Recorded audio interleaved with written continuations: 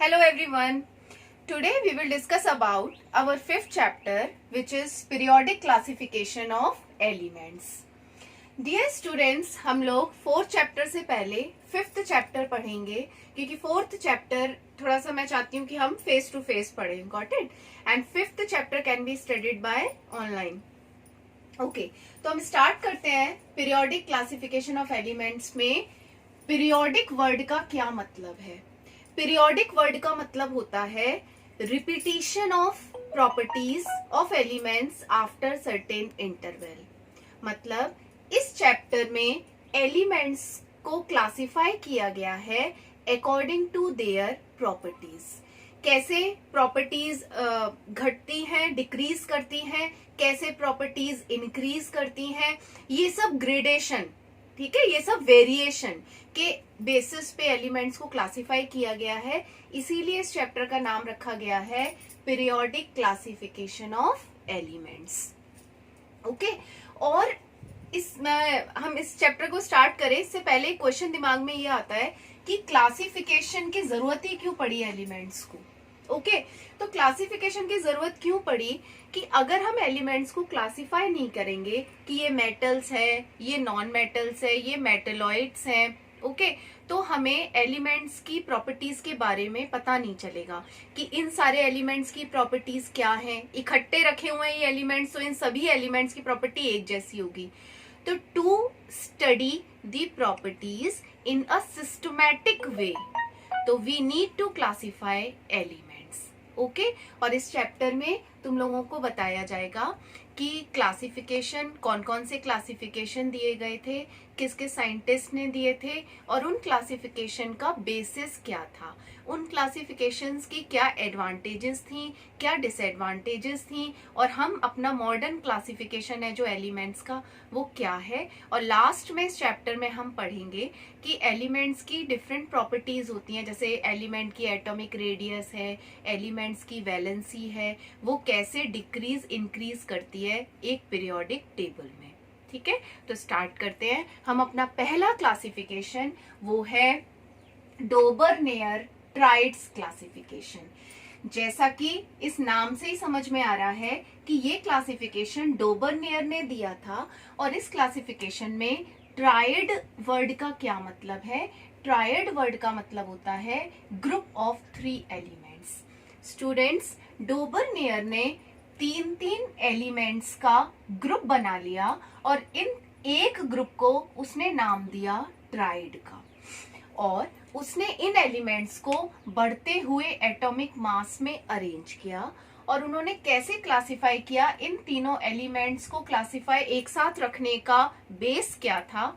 उन्होंने ये कहा कि अगर मैं तीन एलिमेंट्स के ग्रुप बनाऊं तो फर्स्ट एलिमेंट और थर्ड एलिमेंट का जो एटॉमिक मास का एवरेज है, गॉट इट, फर्स्ट एलिमेंट और थर्ड एलिमेंट के एटॉमिक मास का जो एवरेज आता है वो आपके सेकंड एलिमेंट का एटॉमिक मास होता है. For example lithium, sodium and potassium, ये एक ट्राइड है और इसमें लिथियम का एटॉमिक मास होता है 7, पोटेशियम का होता है 39. तो 7 + 39 अगर हम करें तो वो आता है 46 डिवाइडेड बाय 2, तो कितना आता है 23. इसका मतलब 23 किसका एटॉमिक मास है? सोडियम का. ऐसे ही उसने दूसरा ट्राइड बनाया, वो क्या था? Halogen tried, chlorine, bromine, iodine. और इसमें इन्होंने कहा कि बीच का एलिमेंट ब्रोमीन है, तो इन दोनों के एटॉमिक मास को अगर हम एवरेज करें तो कितना आता है? अप्रोक्सीमेटली 81.25. और थर्ड ट्राइड था कैल्शियम, स्ट्रोंशियम एंड बेरियम. तो इसमें स्ट्रोंशियम का एटॉमिक मास कितना निकल के आता है? 88.5 अप्रोक्सीमेटली. इस तरीके से डोबरनेयर ने 3 ट्राइड्स बनाए और 9 एलिमेंट्स को अरेंज किया उन्होंने इसी बेसिस पे. लेकिन वो फर्दर ट्राइड बनाया उन्होंने, तो ये जो बेसिस था उनका एटॉमिक मास का एवरेज करना, वो रूल आउट हो गया, वो आया नहीं. मतलब बीच के एलिमेंट का मास उसके बराबर नहीं आ रहा था. तो डोबरनेयर क्लासिफिकेशन की सबसे बड़ी लिमिटेशन है कि वो केवल 3 ट्राइड ही बना पाए थे और 9 एलिमेंट्स ही अरेंज कर पाए थे. Got it? Now move to second classification, Newlands octaves law. First classification था Dobereiner triad and second one is Newlands octaves. Newland scientist का नेम है, ऑक्टेव्स, यहाँ ऑक्टेव वर्ड का मतलब होता है 8। उन्होंने ये कहा कि अगर हम एलिमेंट्स को इंक्रीजिंग एटॉमिक मास के फॉर्म में अरेंज करें तो हर पहला एलिमेंट 8th एलिमेंट की प्रॉपर्टी से मैच करता है। ठीक है, जैसे म्यूजिक नोट में होता है सा से स्टार्ट होता है और जो 8वां सुर होता है वो पहले से मैच करता है। ऐसे ही उन्होंने अपने क्लासिफिकेशन का बेसिस क्या चूज किया कि एलिमेंट्स को बढ़ते हुए एटॉमिक मास में अरेंज करो तो 8th एलिमेंट की जो प्रॉपर्टीज है वो फर्स्ट एलिमेंट की प्रॉपर्टी से मैच करेंगी। देखो अगर हम देखें इसमें तो अरेंज करें जैसे, तो उस टाइम ना हीलियम नोबल गैसेस के लिए तो डिस्कवरी नहीं हो पाई थी, तो हम देखते हैं hydrogen, lithium, beryllium, boron, carbon, nitrogen and oxygen and fluorine. अब देखो काउंट करो 1 2 3 4 5 6 7 8। तो हाइड्रोजन और फ्लोरीन की प्रॉपर्टी लगभग मैच करती हैं। कैसे? इसकी भी वैलेंसी 1 होती है, इसकी भी वैलेंसी 1 होती है। अब हम सेकंड स्टार्ट करें, फ्लोरीन से स्टार्ट करें तो 1 2 3 4 5 6 7 8। तो फ्लोरीन की प्रॉपर्टीज क्लोरीन से मैच करती हैं। ठीक है, लेकिन इस हिसाब से इस लॉ के बेसिस पे वो केवल 56 एलिमेंट्स ही अरेंज कर पाए और ये जो लॉ था ये कैल्शियम तक ही वैलिड हो पाया। Got it? इसका मतलब एटॉमिक मास कितना था? 40। अब इस क्लासिफिकेशन में एक कमी ये भी थी कि उन्होंने क्या किया, इंक्रीजिंग एटॉमिक मास में एलिमेंट्स को अरेंज किया था। तो उन्होंने कोबाल्ट को पहले रख दिया, निकल को बाद में रखा, जबकि निकल को पहले रखना चाहिए, कोबाल्ट को बाद में रखना चाहिए। और ये सब ये क्लासिफिकेशन दिया था न्यूलैंड ने, तो उनका क्लासिफिकेशन भी रूल आउट हो गया।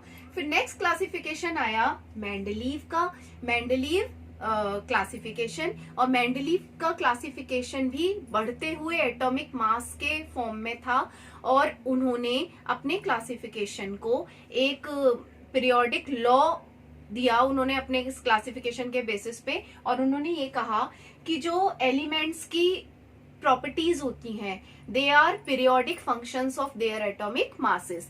तो ठीक है, तो मेंडलीव्स पीरियोडिक जो लॉ, पीरियोडिक टेबल मेंडलीव ने जो बनाई उनका मेन बेसिस क्या था? एक तो atomic mass, increasing atomic mass के फॉर्म में अरेंज किया।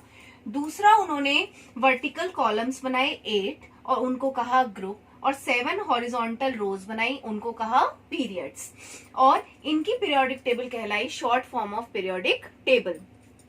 उन्होंने सेकंड बेसिस लिया एलिमेंट्स को अरेंज करने का कि कोई भी मेटल या कोई भी एलिमेंट ऑक्सीजन के साथ कैसा फॉर्मूला बना रही है, मतलब मेटल के ऑक्साइड का क्या फॉर्मूला है और मेटल के हाइड्राइड का क्या फॉर्मूला है। अगर जो मेटल्स हैं वो ऑक्साइड के साथ सेम फॉर्मूला बना रही हैं तो उन सारी मेटल्स को एक ही ग्रुप में रख दिया, और जो मेटल्स एक सा ही हाइड्राइड फॉर्मूला बना रही हैं उनको एक ही ग्रुप में रख दिया। फॉर एग्जाम्पल उन्होंने पहले ग्रुप में किन मेटल्स को रखा, सपोज उन्होंने सोडियम, पोटेशियम इनको रखा, तो अगर हम इनके ऑक्साइड देखें तो ऑक्साइड कैसे बनेंगे? Na2O। K का क्या बनेगा? K2O। तो यहाँ पर अगर हम मेटल रख दे तो M2O। ठीक है, M2O। Got it? क्योंकि सोडियम की वैलेंसी 1 है, पोटेशियम की वैलेंसी 1 है, ऑक्साइड की -2 होती है। इनके हाइड्राइड का फॉर्मूला देखें तो Na की वैलेंसी 1, हाइड्रोजन की -1 तो NaH। ठीक है, KH। तो इसका मतलब जो मेटल्स MH हाइड्राइड फॉर्मूला बनाती हैं, जो मेटल्स M2O फॉर्मूला बनाती हैं, उनको एक ही ग्रुप में रख दिया। तो उनका मेंडलीव की पीरियोडिक टेबल का मेन बेसिस क्या था? एक तो एटॉमिक मास और दूसरा ऑक्साइड फॉर्मूला क्या होता है और हाइड्राइड फॉर्मूला क्या बनाती हैं वो मेटल्स। ठीक है, तो मेंडलीव ने बहुत अच्छा एक सिस्टमैटिकली एलिमेंट्स को अरेंज कर दिया अपनी पीरियोडिक टेबल में, और ये सबसे बड़ी एडवांटेज थी उनकी। ओके, पीरियोडिक टेबल बनाई। ठीक है, इस पीरियोडिक टेबल में ग्रुप्स में जैसे ए, ठीक है, एक ए एलिमेंट है और यहाँ पर एक जगह छोड़ दी। अपनी मेंडलीव ने पीरियोडिक टेबल में कहीं कहीं कहीं वेकेंट स्पेसेस छोड़ दिए, और ये वेकेंट स्पेस उसने क्यों छोड़े, ताकि फ्यूचर में कोई डिस्कवर एलिमेंट होगा तो उसको हम यहाँ पर फिट कर सकते हैं। और ये जो फ्यूचर डिस्कवर्ड एलिमेंट था उसका नाम कैसे रखा उन्होंने, वो जो फ्यूचर डिस्कवर्ड एलिमेंट है उसकी प्रॉपर्टी किससे मैच करेंगी, ए से मैच करेंगी या बी से मैच करेंगी। तो उन्होंने क्या किया, उस एलिमेंट का नाम, जो ऊपर वाला एलिमेंट है ना, जैसे मैं रख दूं ए का ए का मतलब पहले, और ए से इसकी प्रॉपर्टी मैच करती हैं। तो उन्होंने इस तरह से 3 एलिमेंट्स डिस्कवर किए। वो एलिमेंट्स थे ए का बोरॉन। ए का बोरॉन किसके लिए नाम रखा था उन्होंने, स्कैंडियम से, स्कैंडियम के लिए। इसका मतलब स्कैंडियम की प्रॉपर्टी किससे मैच करती है, बोरॉन से। सपोज मैं यहाँ स्कैंडियम रख दूं और यहाँ पर मैं लिखूं बोरॉन, तो स्कैंडियम तो अनडिस्कवर्ड है, अब बाद में डिस्कवर हुआ, तो इसका नाम क्या रख दिया उन्होंने, ए का बोरॉन। तो इस एलिमेंट की प्रॉपर्टी किससे मैच करती है, ए का, सॉरी, बोरॉन से, इसलिए इसका नाम क्या रखा गया, ए का बोरॉन। ठीक है। और ए का एल्यूमिनियम, ठीक है, ये किसके लिए रखा गया था नाम, गैलियम के लिए। ए का सिलिकॉन, ये रखा गया था जर्मेनियम के लिए। ठीक है। तो ये 3 एलिमेंट्स उन्होंने डिस्कवर किए थे और इनके नाम, ए का मतलब होता है फर्स्ट। ठीक है, ओके। और इस मेंडलीव की पीरियोडिक टेबल में खास बात ये थी, एक तो सिस्टमैटिकली अरेंज हो गए एलिमेंट्स, दूसरा फ्यूचर डिस्कवर्ड एलिमेंट्स की भी हमें प्रॉपर्टीज पता चल गई कि इनकी प्रॉपर्टी किससे मैच करेंगी, पहले वाले एलिमेंट से। गैलियम की प्रॉपर्टी एल्यूमिनियम से, जर्मेनियम की सिलिकॉन से, स्कैंडियम की बोरॉन से। लेकिन उन्होंने क्या किया, एक और अच्छी बात की उन्होंने, कि एक यहाँ पर खाली थोड़ी सी एक जगह छोड़ दी ग्रुप में, ताकि ये नोबल गैसेस के लिए उन्होंने कहा कि इस ग्रुप में उन गैसेस को रखा जाएगा जो किसी से रिएक्ट नहीं करती हैं। उन्होंने बिल्कुल सेपरेट जगह छोड़ दी, तो उन्होंने ये अच्छी बात की। तो these are the advantages of Mendeleev's periodic table. लेकिन कुछ उनकी पीरियोडिक टेबल में डिसएडवांटेजेस भी थी, जैसे उनके पीरियोडिक टेबल में एक तो हाइड्रोजन की पोजीशन क्लियर नहीं थी। ठीक है, पोजीशन was not clear। दूसरा, उन्होंने आइसोटोप्स को एक साथ रख दिया। आइसोटोप्स आर ग्रुप्ड टुगेदर, जबकि उनकी पीरियोडिक टेबल किस पे बेस्ड है, एटॉमिक मास पे। ठीक है, तो मतलब सेम एटॉमिक मासेस वाले एक साथ रखे जाएंगे। लेकिन आइसोटोप्स का क्या सेम होता है, एटॉमिक नंबर। तो इसका मतलब तो उन्होंने गलत कर दिया, एटॉमिक नंबर्स वाले को एक साथ रख दिया उन्होंने। तीसरा, उन्होंने क्या किया कि कोबाल्ट को पहले रख दिया। कोबाल्ट इज प्लेस्ड बिफोर निकल।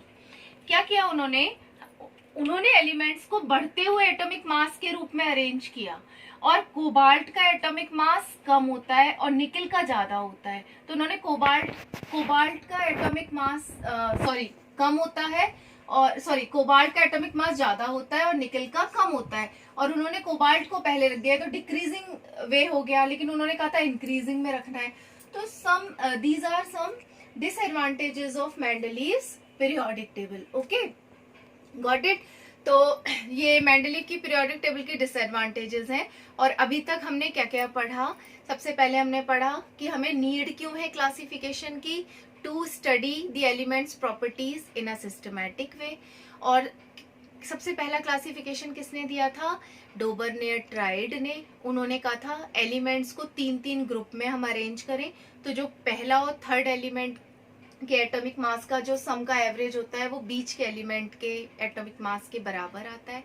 लेकिन वो केवल 9 एलिमेंट्स ही इस तरह से डिस्कवर कर पाए, आगे वो नहीं, उनका ये लॉ चला। सेकंड, हमने पढ़ा डोबरनेयर का ऑक्टेव लॉ। उन्होंने न्यूलैंड ऑक्टेव्स लॉ, और ऑक्टेव का मतलब होता है जैसे म्यूजिक में पहला सुर और 8वां सुर मैच करता है, तो ऐसे उन्होंने एलिमेंट्स को बढ़ते हुए एटॉमिक मास में अरेंज किया, और उन्होंने ये कहा कि पहला एलिमेंट 8वें एलिमेंट की प्रॉपर्टी से मैच करती है। लेकिन वो केवल कैल्शियम तक ही ये क्लासिफिकेशन कर पाए, 56 एलिमेंट्स डिस्कवर कर पाए, और वो आगे उनका क्लासिफिकेशन नहीं चला। फिर आए आपके मेंडलीव। मेंडलीव ने बेसिस और एलिमेंट्स को क्लासिफाई किया और एक टेबुलर फॉर्म में अरेंज किया, और मेंडलीव का जो क्लासिफिकेशन था बेसिकली एटॉमिक मास पे अरेंज था, और उन्होंने सारे एलिमेंट्स को एक पर्टिकुलरली ग्रुप और पीरियड में अरेंज कर दिया, और उनकी जो पीरियोडिक टेबल थी वो short form of periodic table कहलाई, जिसमें 8 वर्टिकल कॉलम्स थे, उनको ग्रुप कहा, 7 हॉरिजॉन्टल पीरियड्स थे उनके, और उन्होंने एक सेपरेट ग्रुप छोड़ दिया नोबल गैस के लिए, गॉट इट, और उन्होंने सम स्पेसेस छोड़ दी फ्यूचर डिस्कवर्ड एलिमेंट्स के लिए, और उन फ्यूचर डिस्कवर्ड एलिमेंट्स का उन्होंने नेम किया बाय प्रीफिक्सिंग ए का नाम लगा के उन एलिमेंट्स को डिस्कवर किया।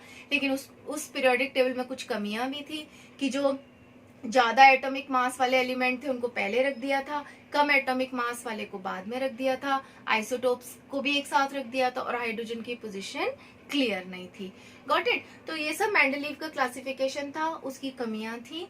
अब नेक्स्ट जो क्लासिफिकेशन था, नेक्स्ट जो पीरियोडिक टेबल दी थी, सबसे रेक्टिफाइड जो पीरियोडिक टेबल थी वो हेनरी मोजले ने दी थी, और जिसको हम मॉडर्न पीरियोडिक टेबल कहते हैं, और ये periodic table basically atomic number पे बेस्ड थी, ठीक है। और जो मॉडर्न पीरियोडिक टेबल है वो हम नेक्स्ट वीडियो में पढ़ेंगे, ठीक है। Thank you.